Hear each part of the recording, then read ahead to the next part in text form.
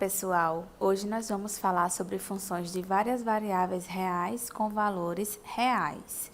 Vejamos a definição. Aqui a gente vai considerar D como sendo um subconjunto do Rn que é não vazio, e a nossa função de várias variáveis reais com valores reais é uma função f, que sai desse domínio contido no Rn e chega em R. Então, essa é uma função real de várias variáveis, se para cada elemento do domínio D, ou seja, para cada NUpla de x1 a xn, a gente associar a um único número real que a gente denota por f dessa NUpla, certo? Então, se a gente tiver isso, a gente tem uma função real de n variáveis reais. Então, como eu já falei, D vai ser o domínio dessa função real de várias variáveis, certo? E a gente pode representar esse domínio por df, ou dom, entre parênteses, a letra que representa a função, que nesse caso é f. E o conjunto imagem, como a gente já conhece, né, no caso de uma variável real, é definido analogamente, ou seja, é o conjunto dos elementos do contradomínio, né, ou seja, dos números reais que estão associados a algum elemento do domínio, ou seja, são os elementos da forma f de algum NUpla, onde essa NUpla pertence ao domínio da função. Então, aqui a gente tem uma imagem, né, representando que essa função, na verdade, agora especificamente no R2, né, para vocês entenderem o que ela faz, geometricamente. Aí aqui eu tenho um domínio D, certo? Que é um subconjunto do R2. E essa função que a gente está trabalhando, que sai de R2 em R, ela faz assim. Ela pega um ponto aqui, né? Um parzinho ordenado XY, e vai levar num número real f de XY. Então, ela pega um par ordenado e leva num número real. Então, essa é uma função real de duas variáveis reais.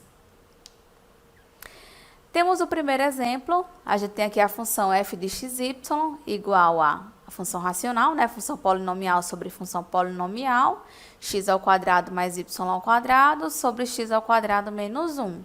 Então, a gente vai fazer o seguinte, primeiro a gente vai calcular o domínio dessa função. A gente já sabe que o domínio dessa função, por ela ser uma função de duas variáveis reais, vai ser um subconjunto do R2. Certo? Para essa função estar definida, ela precisa, como ela é uma função racional, ela precisa que o denominador não se anule, ou seja, que x ao quadrado menos 1 seja diferente de 0, certo? Então, quem vai ser o domínio dessa função? Vai ser o conjunto dos pares ordenados, tal que o denominador é diferente de 0. Mas isso é equivalente ao quê? Ao conjunto dos pares ordenados, tais que x é diferente de mais ou menos 1. Então, graficamente, como é que fica representado esse domínio dessa função f? Bom, graficamente, a gente tem aqui todo o R2, que está em cinza, exceto as retas x igual a 1 e x igual a menos 1. Então, esse é o domínio dessa função de duas variáveis reais. Então, a gente tracejou as retas que não fazem parte do domínio. O restante, todos os pontos que estão nesse plano cartesiano, exceto essas retas, fazem parte. Bom, o item B é pedindo apenas para a gente calcular a imagem do par ordenado 2, 1. Então, a gente vai pegar a nossa função e vai substituir, né? No lugar de x, a gente vai colocar 2 e no lugar de y, a gente vai colocar 1. Lembrando que a nossa função f de xy, ela era representada por... levava o par ordenado xy na função x ao quadrado mais y ao quadrado sobre x ao quadrado menos y ao quadrado. Certo? Ou, desculpa, menos y ao quadrado não, né? X ao quadrado menos 1, certo? Então, deixa eu só consertar aqui. Pronto. Então, se eu quero a imagem do par ordenado 2, 1, eu vou substituir x por 2 e y por 1, né? Então, vai ficar no numerador 2 ao quadrado mais 1 ao quadrado, e no denominador fica 2 ao quadrado menos 1.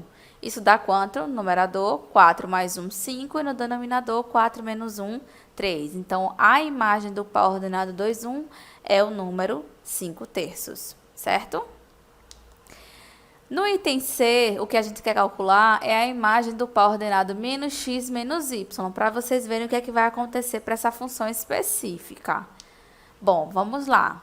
Do mesmo jeito que a gente calculou a imagem do par ordenado 2, 1, a gente vai calcular a imagem do par ordenado menos x menos y.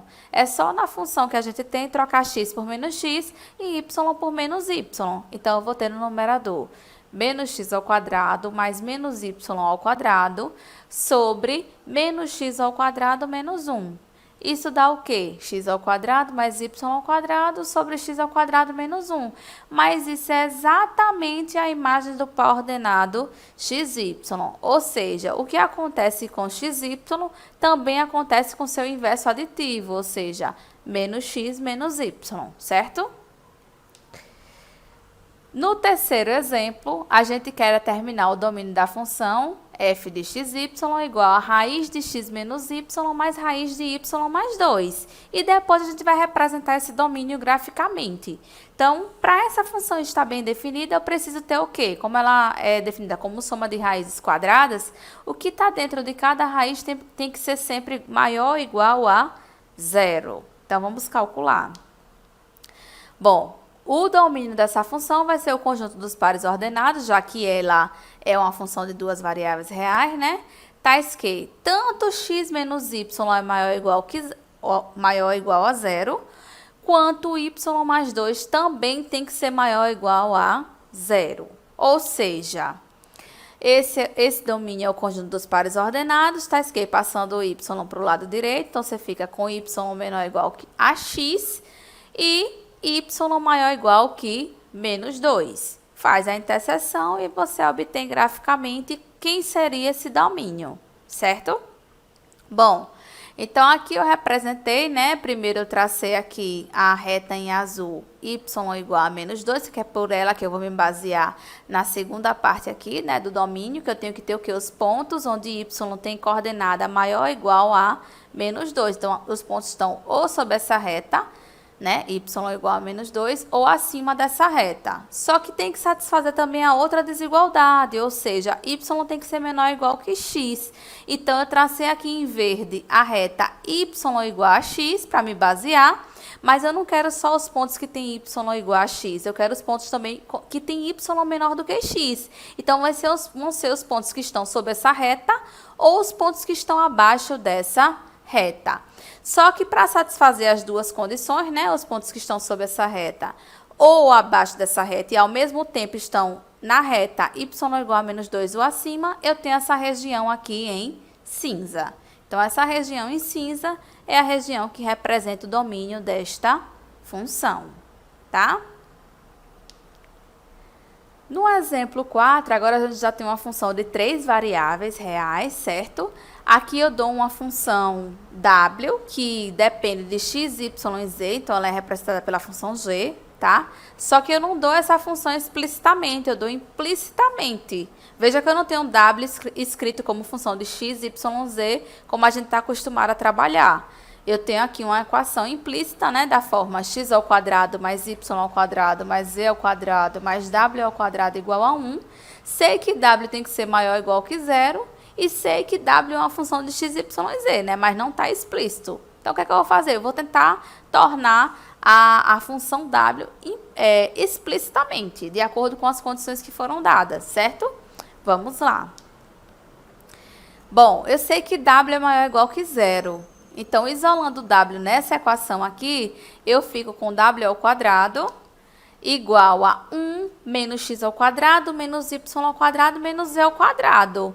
Só que como w é maior ou igual que 0, quando eu extraio a raiz em ambos os lados da equação, eu vou ter o quê? W igual a parte positiva da raiz, né? Ou seja, raiz de 1 menos x ao quadrado menos y ao quadrado menos z ao quadrado, porque w é maior ou igual a 0, certo? Pronto, então agora eu já tenho w, que é a função g de x, y, z, explicitamente. Então, agora eu vou querer calcular o domínio dela e, em seguida, representá-lo graficamente. Bom, como essa função é uma função raiz quadrada, a gente já sabe que o que está dentro da raiz precisa ser maior ou igual a 0. Pronto, então vamos lá. Quem é o domínio dessa função g? Vai ser o conjunto das triplas agora, né? Porque é uma função de 3 variáveis, x, y e z. Tais que o que está dentro da raiz, que é 1 menos x ao quadrado, menos y ao quadrado, menos z ao quadrado, tem que ser maior ou igual a 0. Vamos reescrever esse conjunto porque fica mais fácil de identificar o domínio. Reescrevendo, eu passei x ao quadrado, y ao quadrado, z ao quadrado para o outro lado da desigualdade. Então, ficou x ao quadrado mais y ao quadrado mais z ao quadrado menor ou igual que 1. Por quê? Porque agora já facilitou de eu identificar que conjunto é esse. Se eu penso na igualdade, então eu sei que eu teria x ao quadrado mais y ao quadrado mais z ao quadrado igual a 1, não é isso? Essa equação é a equação da esfera centrada na origem de raio 1. Só que eu não quero só os pontos que satisfazem a igualdade, eu quero também os pontos que satisfazem a desigualdade, né? X ao quadrado mais y ao quadrado mais z ao quadrado sendo menor que 1 também. Ou seja, vão ser os pontos que estão sobre a esfera, centrada na origem de raio 1, ou os pontos que estão dentro da esfera, certo? Então, vamos ver a representação gráfica desse domínio. Então, como eu falei, né, a esfera centrada na origem de raio 1, então aqui a gente tem em amarelo a esfera que representa o domínio da função g, certo? Agora, nós vamos falar sobre gráficos de uma função de duas variáveis reais. Bom, se nossa função f tem duas variáveis reais, o gráfico dela estará em uma dimensão a mais, ou seja, no R3. Analogamente, se nossa função tiver três variáveis reais, o gráfico dela estará em 4 dimensões, certo? Então, para a função de duas variáveis reais, o gráfico dela é um conjunto das triplas x, y, z em R3, tais que x e y são os pares ordenados no domínio da função e z é justamente a imagem desses pares ordenados x, y, certo? Então, esse é o conjunto que representa o gráfico da função f de duas variáveis reais. Então, aqui embaixo a gente tem uma ilustração geométrica, né, do que seria o gráfico de uma função.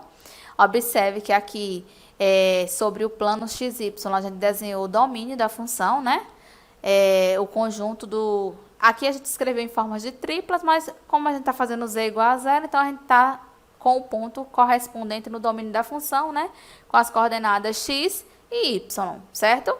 E aí, para ver o ponto, né, no gráfico da função, a gente acrescenta a terceira coordenada, que é justamente a imagem do par ordenado x, y, e aí a gente obtém o ponto correspondente no gráfico da função, que teria três coordenadas, né, x, y, e a imagem do par ordenado x, y, certo? A gente pode tentar interpretar essa terceira coordenada, né, f de x, y, que é a coordenada z, como sendo a altura, né? Bom, aqui a gente tem alguns exemplos de gráficos de funções, né? O primeiro é o gráfico de um plano, né? Eu tenho aqui a função representada por f de x, y igual a 1 mais x, que a gente pode escrever essa equação como sendo z igual a 1 mais x, né? E aí, se você reescrever essa função, você tem o quê? X menos z mais 1 igual a 0. Isso aqui representa a equação de um plano.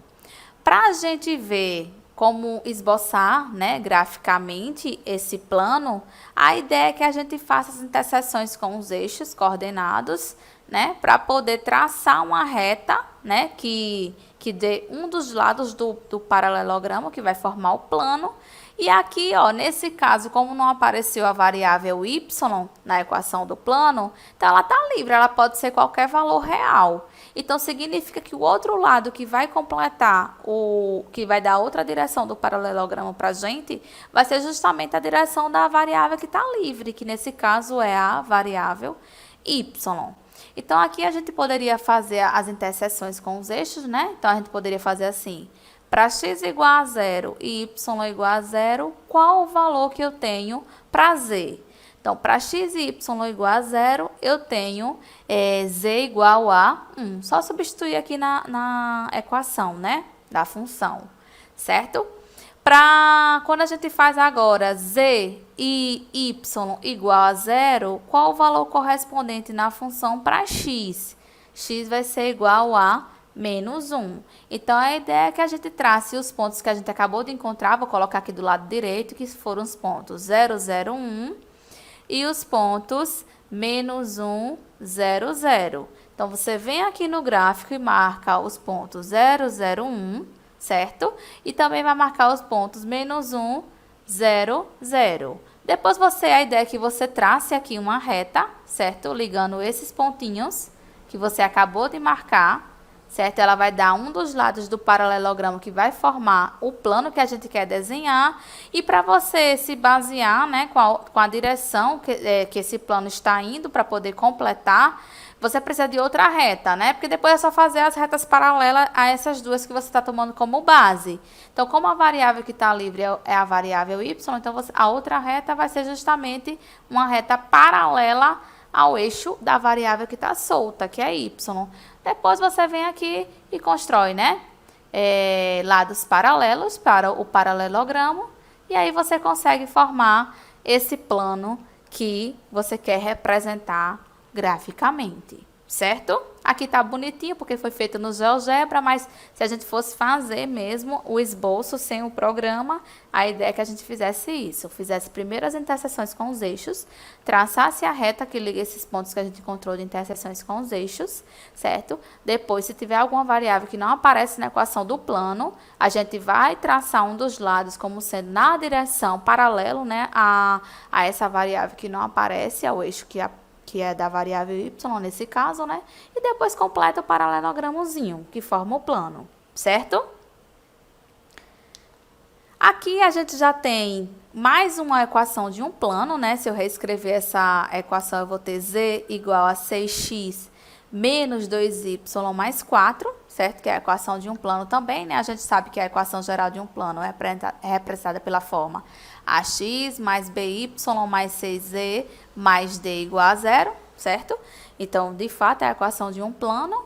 E, nesse caso, como todas as variáveis apareceram na equação, a ideia é análoga, só que é mais difícil a gente esboçar graficamente quando aparecem todas as variáveis na equação de um plano. Então, o que é que a gente faz? Geralmente, a gente desenha uma pequena porção no plano que vai estar essa função, certo? Então, o que é que a gente faz? Vai fazer as interseções com os eixos. Então, a mesma ideia. Faz duas variáveis iguais a 0 e obtém o valor da terceira coordenada. Então, por exemplo, se você faz x igual a 0 e y igual a 0, qual o valor que você tem para z nessa equação? Então, substituindo aqui nessa equação, vai sobrar z igual a 4. Então, você já tem o ponto aqui, 0, 0, 4, né? Então, seria esse ponto aqui. No gráfico, né? Você marcaria esse ponto. Aí vamos para as demais interseções com os eixos. Quando você faz x igual a 0 e z igual a 0, qual o valor que você obtém para y? Substitua aqui na equação. Fazendo x igual a 0 e z igual a 0, vai sobrar 2y igual a 4, que é o mesmo que y ser igual a 2. Então, você teria o ponto 0, 2, 0, né? Então, seria esse ponto aqui no gráfico da função. Aí você vai e marca. Qual seria a outra interseção com o último eixo que falta, né? Aí você vai fazer o quê? Vai fazer y e z igual a 0 para obter o valor de x. Então, quando você faz y e z igual a 0, você vai ter 6x igual a menos 4, que é o mesmo que x igual a menos 4 sobre 6. Ou, em outras palavras, x igual a menos 2 terços. Então, você vai marcar o ponto menos 2 terços, 0, 0, que é um ponto mais ou menos por aqui, né? Então, o que é que você faria? A ideia, se você fosse esboçar sem utilizar o GeoGebra, a ideia é que você ligasse, né, esses pontos por retas, segmentos de retas, certo? Então, você vem aqui, não vai ficar tão perfeito que eu estou fazendo aqui na canetinha, é mais difícil, certo? Mas aí você vai e traça aqui os segmentos unindo esses três pontos que você encontrou de interseção, e aí você obtém justamente essa parte aqui, certo? Do plano que você quer esboçar graficamente. Então, o plano que você quer representar essa função é o plano que passa por essa região que a gente destacou em vermelho. Então, a ideia é que a gente faça assim quando for esboçar sem o auxílio de um software, certo? No próximo exemplo, a gente tem a função aqui f de xy igual a 1 mais x ao quadrado. Em outras palavras, é z igual a 1 mais x ao quadrado. Observe que aqui não é a equação do plano, né? Não estou na forma x mais by mais cz igual a 0, certo? Essa equação, se fosse pensar só no plano xz, seria a equação de o quê? De uma parábola, né? Z igual a x ao quadrado mais 1, certo? Mas aqui eu estou em 3 variáveis. Apesar de y não aparecer, essa função também depende de y, certo? Então, é a variável que está solta. Geralmente, quando tem uma variável que não aparece, já sabe que o gráfico da função vai estar na direção dessa variável, do eixo que é essa variável que não está aparecendo na função, certo? Ou seja, eu sei que a minha figura vai estar na direção do eixo y, porque ele não aparece. Então, qual é a ideia aqui para você traçar o gráfico dessa função? A ideia é que você comece traçando, né, justamente essa parábola aqui. Z igual a 1 mais x ao quadrado. Quer que você pegar a parábola Z igual a x ao quadrado, que estaria começando aqui na origem, né? Aqui é o eixo x, aqui é o eixo y e aqui é o eixo z, né? Então, você ia traçar, em vez de traçar a parábola z igual a x ao quadrado, você ia subir uma unidade, né? Porque é 1 mais x ao quadrado. Então, você viria aqui e traçaria a parábola, certo? Z igual a x ao quadrado, certo? E depois era só você pegar e transladar essa parábola na direção do eixo y. Pronto. Quando você for pegar essa parábola e transladar para frente e para trás na direção do eixo y, dá justamente essa figura que é um cilindro parabólico, tá certo? E para finalizar, nós temos aqui f de xy igual a essa raiz, certo? Que a gente pode escrever como z igual a raiz de 9 menos x ao quadrado sobre 4 menos y ao quadrado. Dessa forma, ainda não está tão claro qual vai ser o gráfico dessa função, mas a gente pode reescrever mais um pouquinho.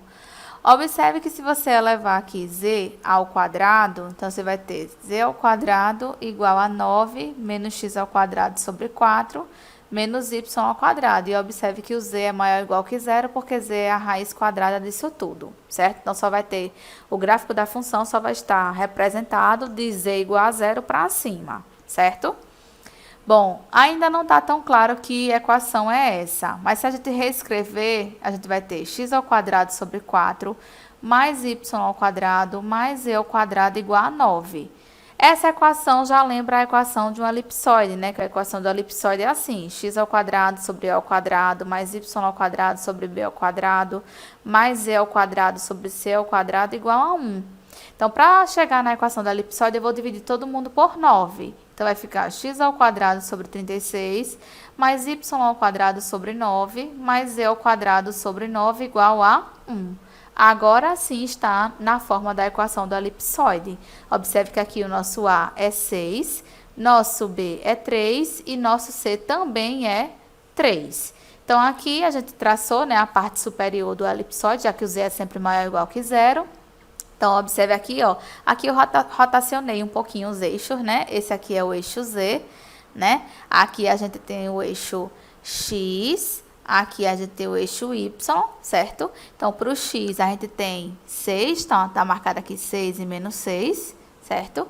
E para o eixo Y a gente tem 3 e menos 3, né? 3 aqui e menos 3 do outro lado, tá? E para o eixo Z a gente tem 3, né? Porque a parte negativa do Z não está no gráfico. Aí é só a gente fazer as ligações, né? Do elipsoide. E aí a gente vai obter essa parte superior do elipsoide, certo? Pronto. Então, era só isso, pessoal, que eu tinha para falar com vocês. Até a próxima aula.